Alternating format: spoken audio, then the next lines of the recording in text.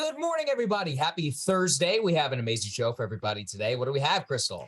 Indeed, we do. Lots of breaking developments this morning in the continuing saga over on Capitol Hill, trying to figure out who will be the next Speaker of the House. Will it be Kevin McCarthy or someone else? We have some big updates for you on that this morning, as well as some rumblings of talks between some Democrats and moderate Republicans. Is there a deal in the offing? Seems unlikely, but we'll tell you all about that.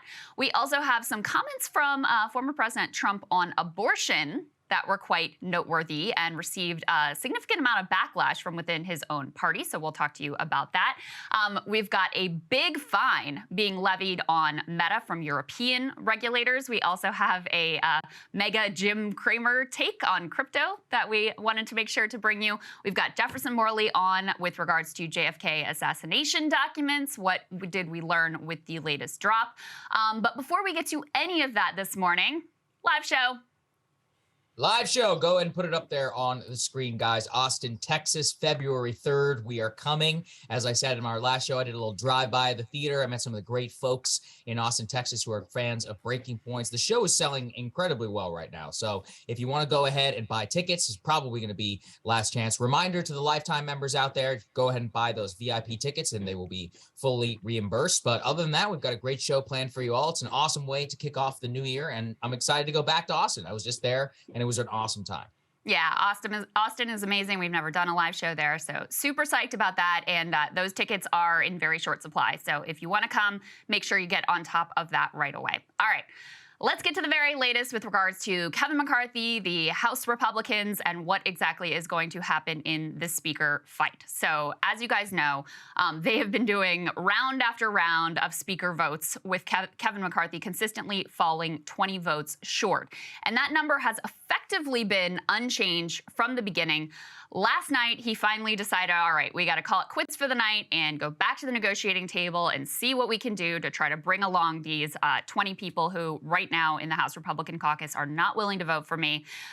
There's kind of good news and bad news for McCarthy this morning. I'll give you the bad news first, which is that it very much appears that there continue to be more than 4 hard-nosed, the sort of never Kevin variety that are sticking to their guns. Matt Gaetz is leading the charge with regard to that contingent in the House GOP caucus.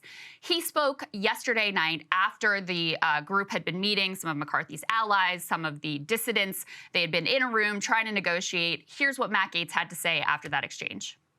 In some way to try to divide our conference. But look, he's a desperate guy whose vote share is dropping with every subsequent vote, and I'm ready to vote all night, all week, all month, and never for that person. So I tell you what, when he comes out and heads back to his squatting in the Speaker's office, which why is he even allowed to be there? Like, is there some basis in law or statute or rule for someone who comes in second place in 6 consecutive Speaker? So he's talking there about the fact that Kevin McCarthy has already taken up residence in the Speaker's office, which is, quite elaborate, and Gaetz taking some issue with that. But, he's emblematic of a contingent that there really is no particular demand that they need satisfied other than they just don't want Kevin McCarthy as Speaker.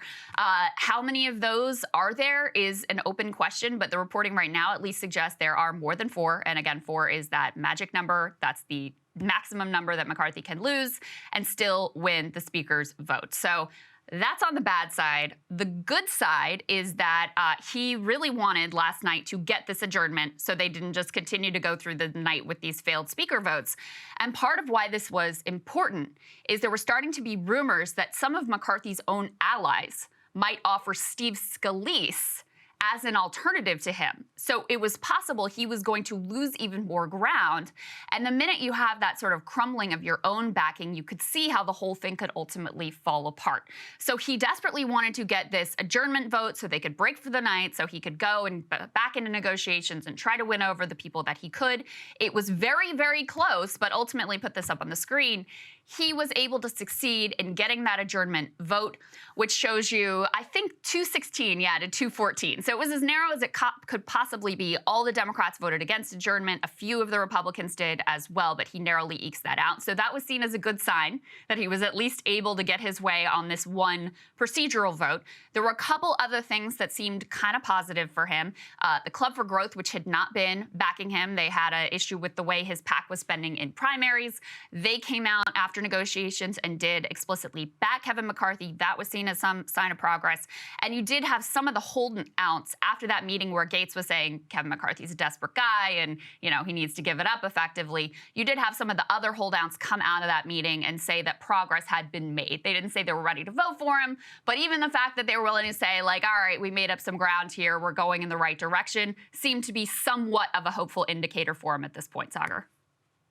Yes, the issue right now is that there are effectively two camps. There are those who want an extraordinary amount of concessions from Kevin McCarthy about how he would run the speakership. Now, it's actually worth explaining what some of those are. One of them is called the motion to vacate. So the current negotiation that's happening right now is that it would allow an older procedure that I think hasn't been in place in the current House of Representatives for quite some time, which would allow any individual member to effectively call a vote of no confidence on the speaker. That's the core demand for Lauren Boebert and for a few of the others in the Freedom Caucus. McCarthy has offered up 5 members, not 1 member, effectively making it so that the House doesn't get thrown into disarray anytime each one of the individual 435 members has a problem. But the 1-member rule, which again actually goes back to Thomas Jefferson and some of the original founding fathers, is kind of a red line that people are drawing from the Freedom Caucus. You also have the Gaetz type camp, who I'm not exactly sure what their beef is with Kevin McCarthy, but at a certain point, it also doesn't really matter. I mean, if you want to be the speaker, then you have to be able to get 218 votes with a majority in the House of Representatives. And when you have 4 people who are the holdouts, then it's not going to happen. So even if these concessions are given by the McCarthy camp, and right now there's actually no indication that they will go to the 1-member rule, in addition to some House Freedom Caucus members who want membership on something called the House Rules Committee. I think another reason why it's bear explaining that is that the House Rules Committee literally they set the rules, as the name implies, for how the House of Representatives is run, not only from the motion to vacate, the types of things that are going to get brought to the floor, the exact protocols through which things can be called up, whether things can be discharged in the committees. People should remember that the House of Representatives itself, as well as the Senate, they have their own rules that they adopt. Very few of these are actually laid out in the Constitution. And so having people who want much more ability to basically inject chaos into the system is kind of what makes this so fun and interesting to cover, because even if McCarthy does end up as the speaker at this point, he will be the weakest speaker of the House in more than a century. I mean, He will have effectively no control over the House of Representatives. So he is hobbled on either front right now. And I still don't really see a path right now for him to 218. I'm curious what you think, Krystal. No, I don't. I mean, I try to lay out the best news for him, and these things are incredibly fluid, and how much of Gaetz and Boebert and their contingent, like how much of it is a bluff, and they really are just holding out for the most concessions they could possibly get. There's no way to get inside of their minds and really know that. But it appears that there are more than 4 people who just do not want Kevin McCarthy. They don't really care how long this goes on. They don't mind being demonized in the press and all of those things, which frankly, I mean, I kind of respect, and I certainly don't mind seeing a weasel like Kevin McCarthy twist in the wind. So it's very hard to see how he ultimately pulls this together.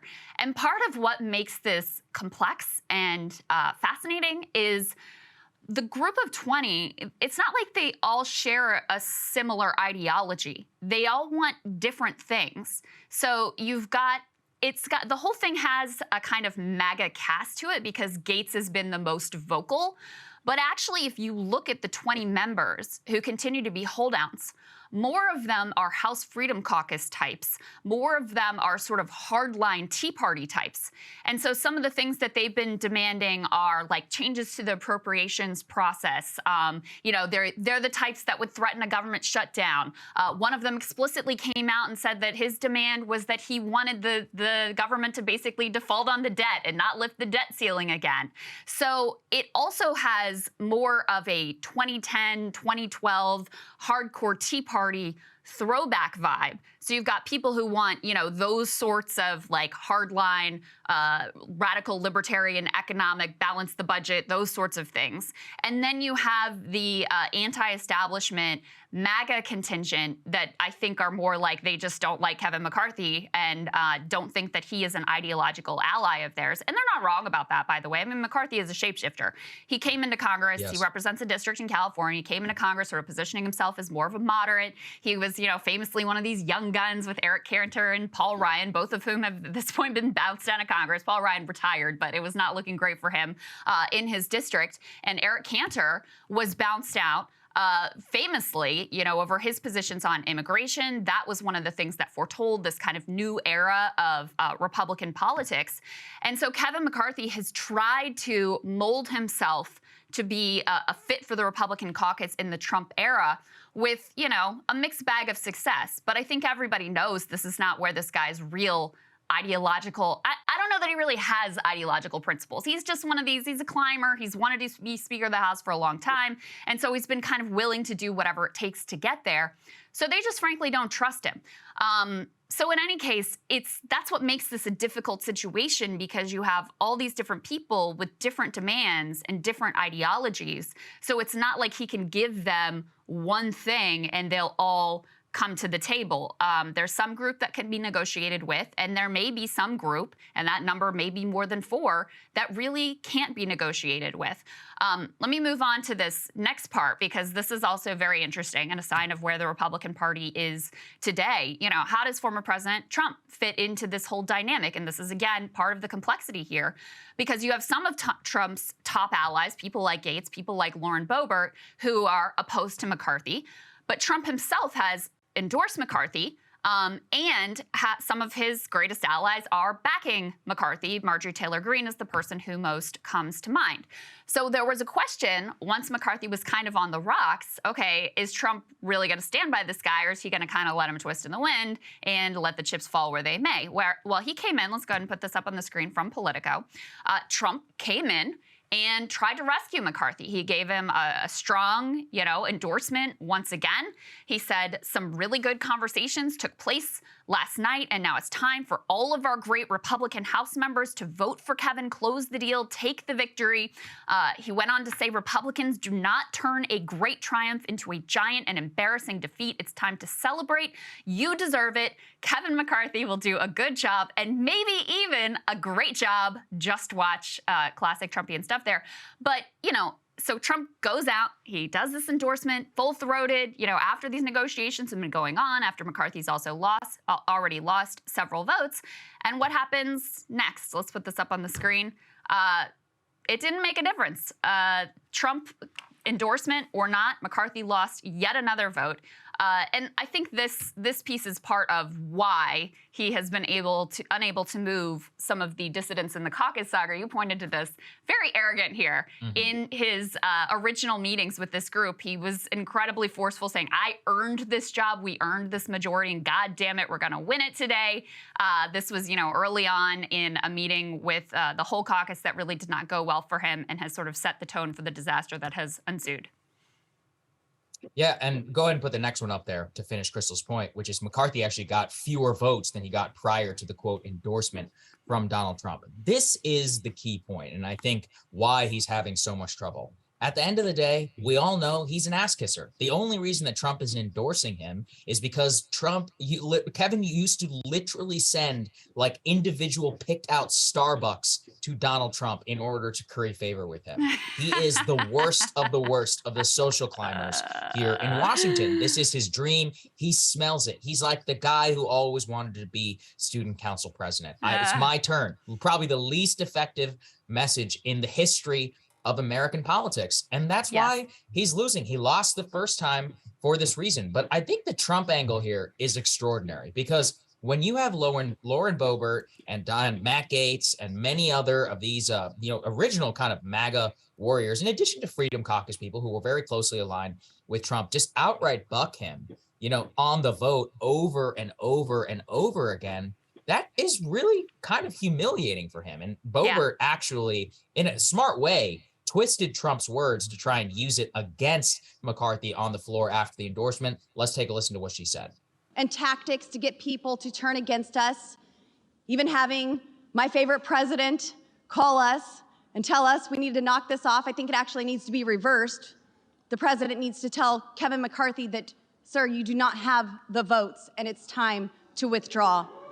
And with that, I yield. Thank you. Very clever. No effect.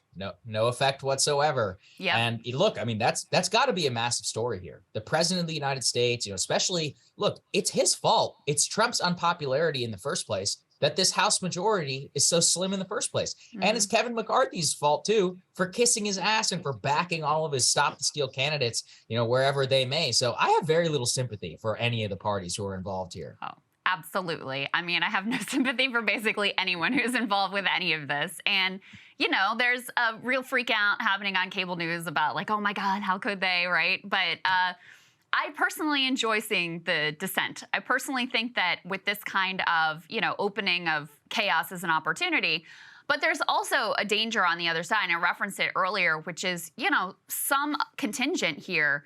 They're not after, well, let's go after big tech more. Let's hold the deep state. Let's get the January 6th, all the January 6th documents so we can see what the deep state was up to there. A larger contingent are these hardline Tea Party type Republicans who want things like shutting down the government, who want things like potentially sending the country into unnecessary economic chaos and calamity by a debt default. And McCarthy, by having such a weak showing here early, by being forced into taking a lot of concessions and basically having to give this group whatever they want, is really setting up some very perilous economic fights that could have a lot of consequences for ordinary Americans down the road, and also are almost certain to be extraordinarily unpopular across the country. Like, the country is not impressed with your debt default showdowns. They're not impressed with your government shutdowns. And it's very clear which party is pushing that direction of governance right now. So I also think this is a real prelude for some of these fights. The last thing that I'll point to here, and Saagar, you've been really great on the history of the 100 years ago, and you had the, 130-some ballots before we ultimately got a speaker. Let's go ahead and put this up on the screen. This is from Josh Huter.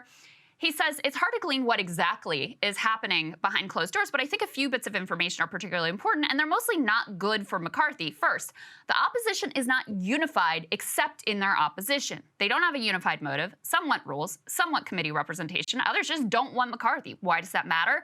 It hinders McCarthy's leverage to win over a large block of holdouts. Back in 1923, 100 years ago, the insurgent Republicans represented heavy agricultural districts and interests. They had specific rule demands because they had specific policy preferences. And Saagar, that allowed the leaders, I think it was like Longworth and somebody else at that point, to negotiate with them and ultimately give them what they want and get the thing across the finish line.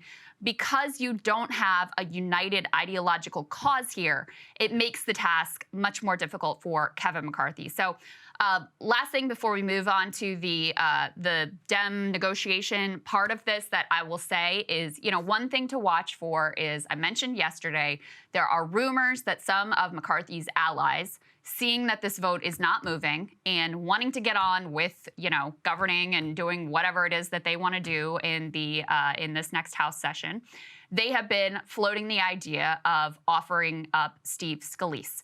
And if you see some factions start to break off of McCarthy's number towards a candidate like Scalise, that I think could basically spell doom for him, and things could unravel, I think, quite quickly. Now, is that what's going to happen? I don't know. I mean, you may, on the other hand, you may have genuine progress made in these negotiations. You may find out that the hardliners aren't as hardline as they insisted, that they really had some sort of concessions they were looking for, and once they get it, they come to heel. But, at this point, if I would not really want to be Kevin McCarthy. Hey guys, ready or not, 2024 is fully upon us now, and Saagar and I have been brainstorming ways that we can really up our game for this critical election. Yeah, we rely on our premium subs to expand our coverage, to add staff, to upgrade the studio. We just want to give you the best independent coverage of this election, which is possible. So if you can help us out, become a premium subscriber today, breakingpoints.com, or the link is down here in the description video. It really means the world to us, and if you like what we're all about, this is the best possible way to keep us 100% independent, working only for you.